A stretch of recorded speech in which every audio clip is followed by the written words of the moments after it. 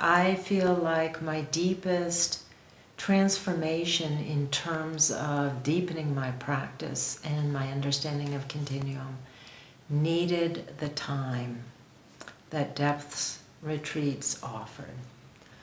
That there is a sense often of relief coming in for a weekend or for a day long. I am feeling nourished by giving myself just that day or just that weekend.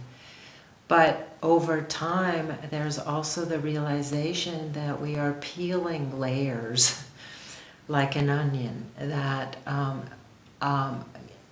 often it can take most of a day or most of a weekend just to feel like we're landing at a place that actually can be present with a certain kind of quiet, internal quiet, or that we're just landing for metabolizing the stresses and the strains and the complexity of our lives.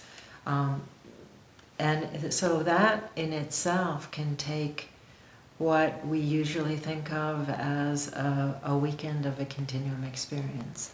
When you persist beyond that, when you go beyond and you come back the next day and then the next day and then the next day, what you start to find is, first of all, that the footwork that you've done to arrive is there, present, waiting, ready to go the next day. So you enter at a place that is deeper than the 2 days that came before, or the 3 days that came before.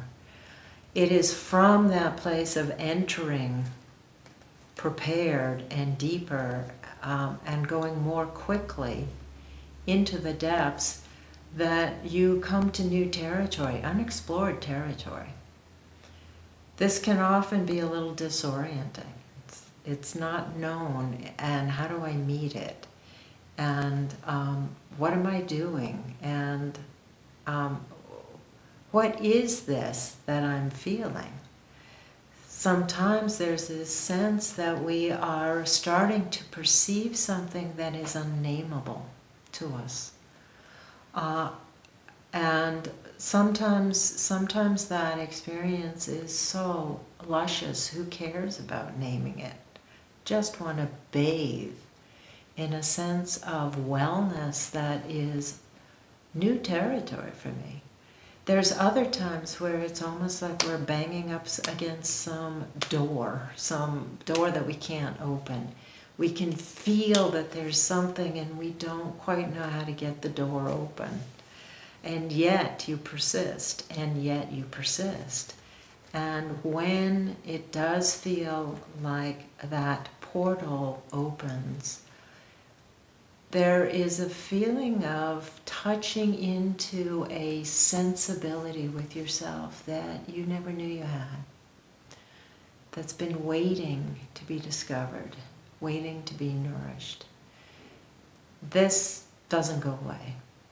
The workshop ends, you go back to your life, you get stressed again, you speed up again, you are in the regular living of every other human being in this culture at this time. Next time you go to a workshop, even if it's only a weekend, that place is patiently there, ready to greet you when you come back in again. So this is something that can be developed over years, and it doesn't go away. It's further developments. It's precious. First thing I want to say is that I really miss not being able to be with Emily and Susan and form together. There was a feeling I had in the depths retreats that I would do with them. This sense that no matter where my process went, no matter how deep into my own darkness or challenge I went into, that everything would get figured out. Meaning that integration would happen and resolution would present itself. And it had a lot to do with the depth of the journey that Susan and Emily had already spent decades engaging in, obviously.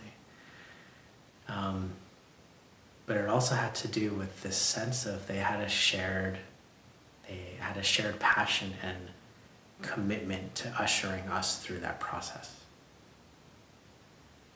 And so I got to go in with whatever idea I had about what I was going to work out. Undoubtedly, the greater intelligence had another plan.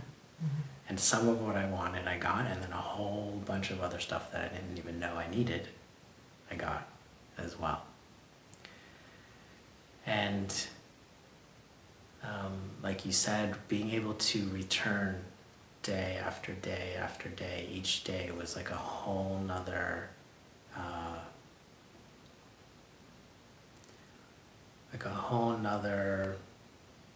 100 meters deeper into the ocean that I got to dive. And so then I got to experience myself like you would see a whole different set of creatures, the deeper that you go.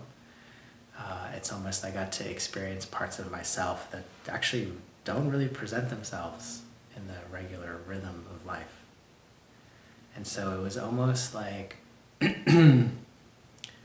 meeting an intelligence in me, meeting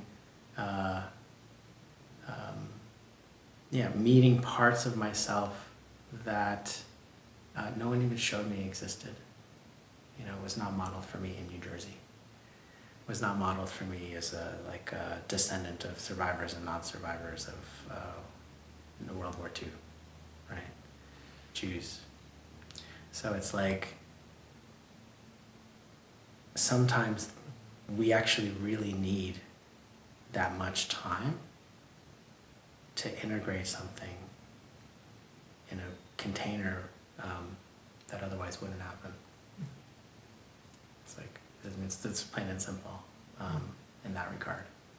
It's pragmatic, actually.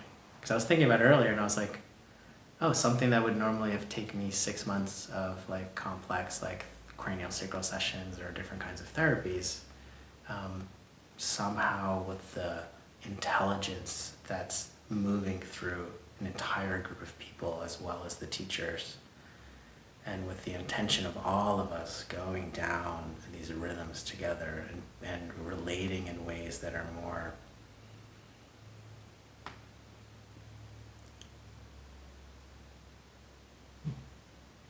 about a pulse of life.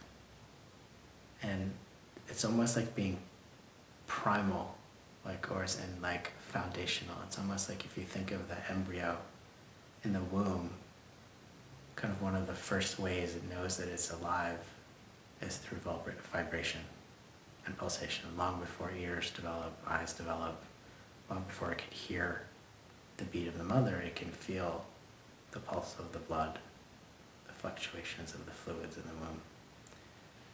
And so what happens when we have a room of people that are all almost intentionally inviting that intelligence to come forth and hold us and guide us through a process. You're not going to get that in a 2-hour session with someone, and you're not actually going to get that to the same level of depth in a 2-day retreat. Because the group learns to move together, swim together, right? We learn to know what each other's movements are, just not even by looking, not even just by knowing it's there, right? They're there. And so one of the things that feels like really important as facilitators that I feel really committed to is guiding a sense of safety and creating the conditions for safety for us to reach that level of depth together as a group.